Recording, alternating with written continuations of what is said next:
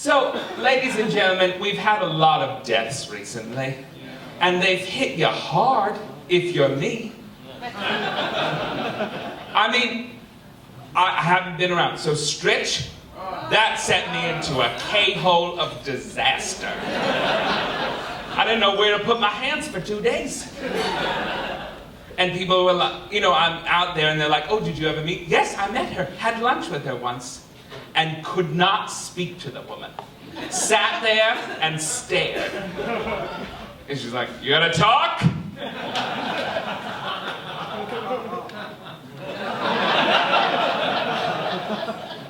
So she talked a lot, and I just listened. And when I was supposed to nod, I nodded, and that was the whole lunch. And then 2 years later, I saw her at a lecture. I said, Elaine, I don't know if you remember me, but we had lunch once at Joe Allen. And she said, yeah, you're a brilliant conversationalist still.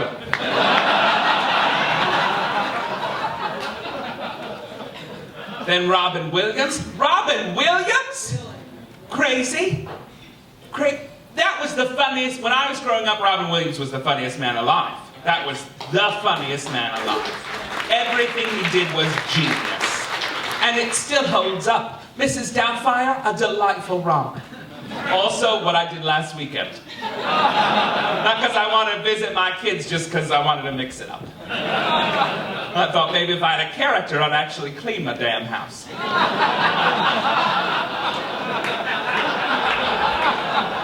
Maybe if there was a backstory of me getting paid, I would be like, oh, these dishes need to get done.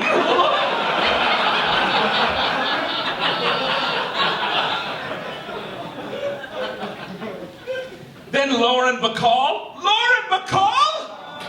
Now, that was one, because Elaine, I knew a little, and I knew she was on the decline, and it's terrible, but God bless her, wherever she may be.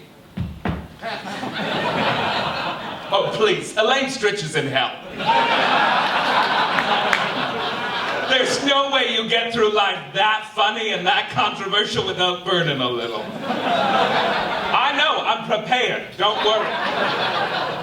Don't worry, it's why I have lily white skin now, so I can be tan for eternity. But Lauren Bacall, I wanted to meet more than, it was the top of my list. Top of my list, because she slept with everybody I liked. And I wanted to be close to something that had experienced those dicks. If I'm honest, it was why I wanted to meet Liz Taylor. Because I was like, you're a size queen, let's talk. Let's compare notes, tell me about old Hollywood. And all the wood. Oh, it's a pun. But Lauren Bacall, I loved and I missed. I'd never met Lauren Bacall. And then, Joan Rivers. And Joan, I met Joan Rivers, came to the meeting for Ali Forney, the Night of 1,000 Judies. And she was marvelous. She was in top form. She looked great. I mean, she looked like an alien. She looked like a very small alien doing some research and apparently dressed up by some ladies on the Upper East Side. Here, go incognito. Wear this Kathleen Herrera. No one will notice. Get out and do your work, E.T.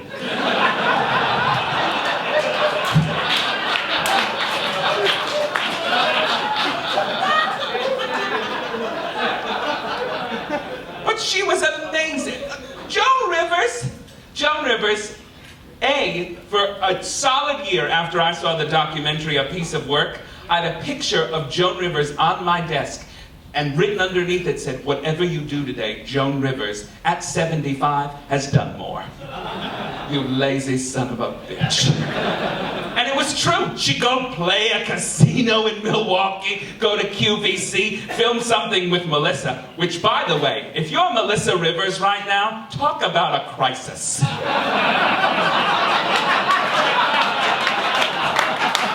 She's gonna have to sue that doctor for all he's worth, because she's got nothing. You're gonna watch Melissa Rivers on a runway? Not unless she's getting run over.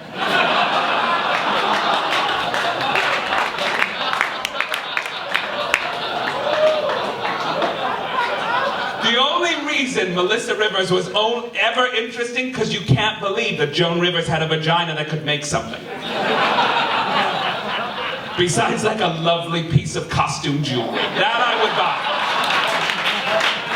If I found out to this day that all those bead brooches just came out of Joan Rivers' vagina as she was walking around, I'd be like, sign me up, buy me one of those. Melissa Rivers? I'll keep the receipt.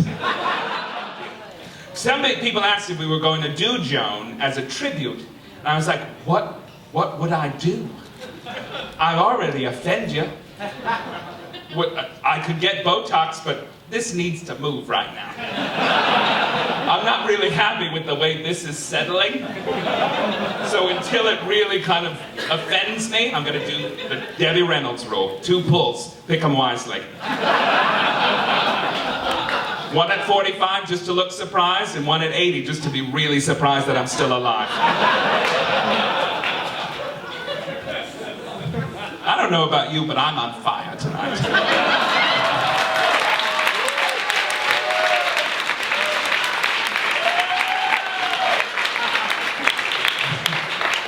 Jokes and jokes and jokes.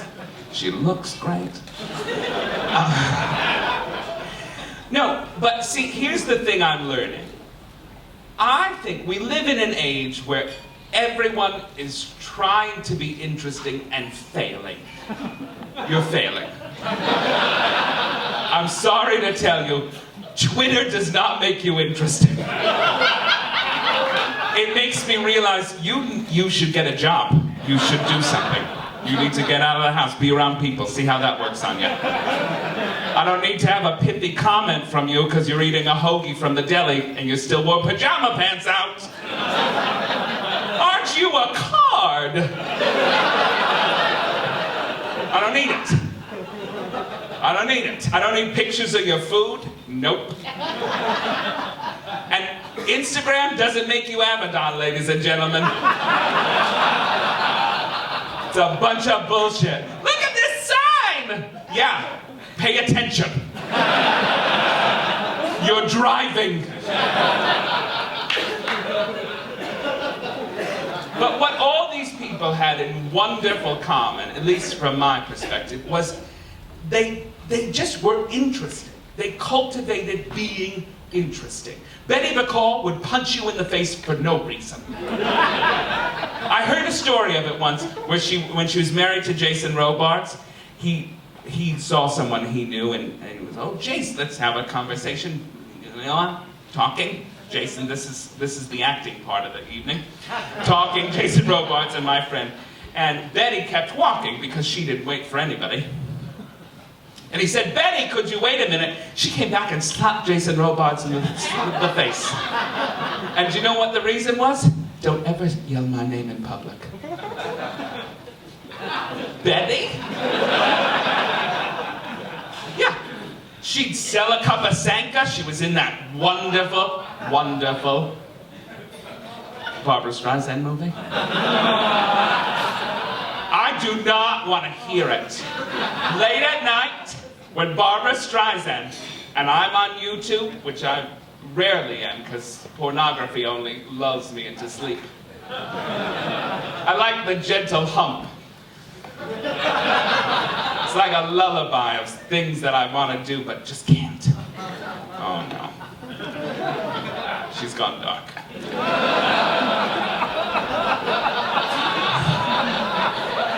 No, Betty Bacall was in that movie with Barbra Streisand. The Mirror Has Two Faces. Do you remember the scene? Mama, what was it like being pretty? And Betty Bacall's like, ha! It was great. I fucking love it! I watch it all the time, because I hope it is great. When I see somebody really gorgeous on the street, I hope you're having a wonderful time. I hope you're fucking everything. Just because you can. I hope you get free stuff. I hope, you never have to go for a mortgage loan because people just buy your houses. That's what I hope. And I'll sit here in the back writing the jokes with the hunchback and the one eye, and that'll be fine. But you live the life I dream of, please. And fuck everything. Fucking Adam. Fuck the tables here. I don't care. I don't clean up.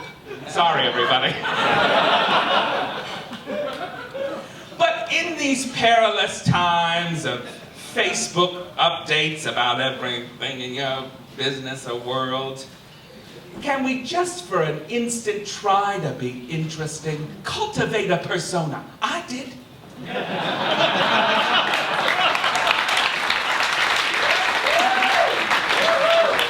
But I did it because I wanted to be something. I didn't think I was good enough. You understand? I didn't think I could just show up in the world and be like, here I am. I know nothing. I read ahead. And I wanted to know about interesting things so I could be interesting. And I did interesting things so I could be interesting. But it's all in the doing and the making, and you can't worry about being offensive. Because the truth is, none of those bitches worried about being offensive. None of them. And because of that, you'll remember them. So you make an off-colored comment at a party. I was in a car with a girl who said that she was a Make-A-Wish kid.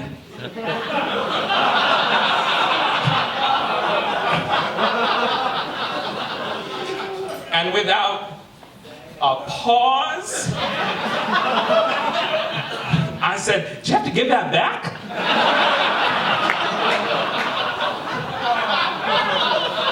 Because you're still alive. She did not find that funny. But I thought it was a valid question. You worked the system and beat some horrible cancer. I'm sure you got something coming to you. You didn't think you'd be laughing about kids dying of cancer, but there you are. There you are. St. Jude's Hospital's gonna be calling you. Not funny. Marlo Thomas. Not funny. Marlo Thomas, there's a cautionary tale.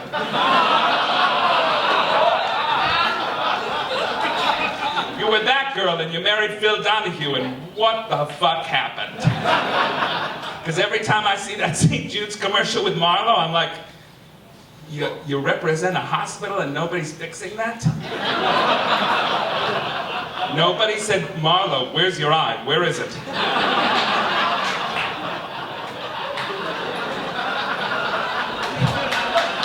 We have some doctors on staff that could, I don't know, put a flying buttress on one of those?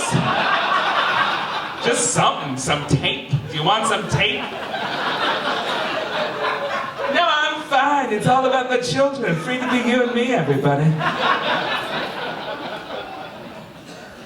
But if we can learn anything from the people that have died over these past weeks, I think the lesson is be interesting, let other people be offended. And I think that's how each of them would have wanted it. Thanks very much.